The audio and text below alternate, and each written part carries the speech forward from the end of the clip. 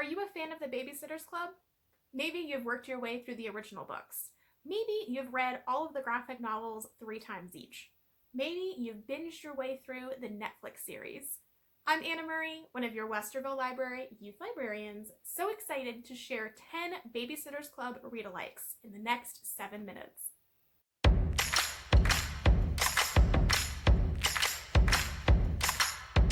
Book number 1, Best Babysitters Ever by Caroline Kalla.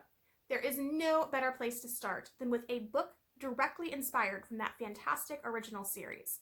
Malia, Dot, and Bree are determined to throw the best birthday party their middle school has ever seen. But they need cash, fast. Malia gets a brilliant idea when she stumbles across an old, worn copy of the book, The Babysitter's Club.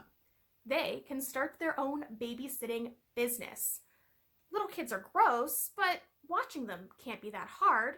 After all, the kids in the Babysitter's Club were all like 11, and they were fine. It should be easy, right?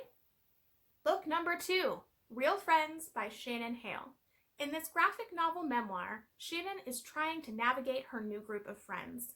She's always been best friends with Adrian, but now Adrian is also friends with Jen, the most popular girl in their class. Is Shannon now part of that popular group too? And if she is, what does she have to do to stay there? Book number 3, The Startup Squad by Brian Weisfeld and Nicole C. Keir. In Christy Thomas style, Risa is determined to win her class's lemonade stand competition. But Risa is stuck working with teammates that are far from helpful. Even once they realize that starting a business is going to be harder than they imagined, they need more than a good business plan to be successful. And making some new friends might be a place to get started. Book number 4, Invisible Emmy by Terry Liebenson. This book tells 2 stories. Emmy is the invisible, quiet girl who loves to draw. Katie is the most popular girl in school. Emmy's parts are told in a mixture of text and simple comic illustrations. Katie's stories are told through bright, vibrant graphic novel pages. When a note falls into unexpected hands, their story intertwines in extraordinary ways.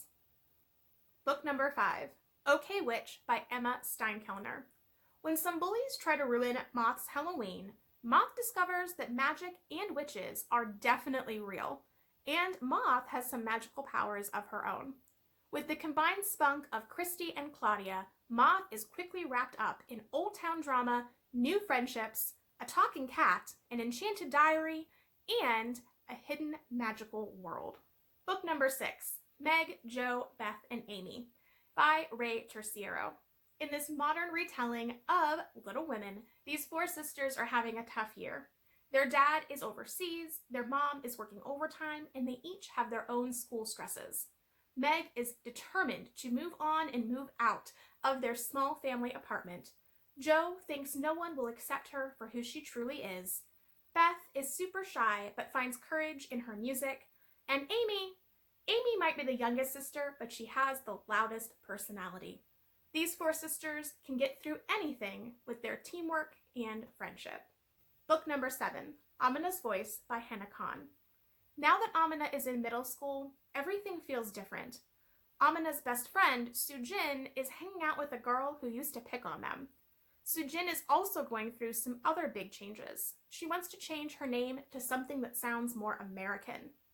Amina's choir teacher wants Amina to try out for a solo, something Amina never considered because of her shyness. Everything seems to be changing. Does Amina need to change too? Book number 8, Awkward by Svetlana Chimikova. Penelope is determined to get through middle school by not being noticed and finding her group of people as quickly as possible. But she messes up almost immediately by accidentally tripping a quiet new boy named Jamie. When she tries to help him up, she starts getting teased by other kids. And panicking, Penelope shoves Jamie to the ground and runs away. Embarrassed, she hopes she never sees Jamie again. But she quickly discovers that Jamie is a part of the Science Club, the arch-rival organization to Penelope's own art club. Can Penelope somehow make all of this right? Book number 9, Stargazing by Jen Wang. Christine is determined to do whatever she has to fit in. That is, until Moon moves in next door. Moon is impulsive and creative and exciting and inspires Christine to stand up for what she believes in.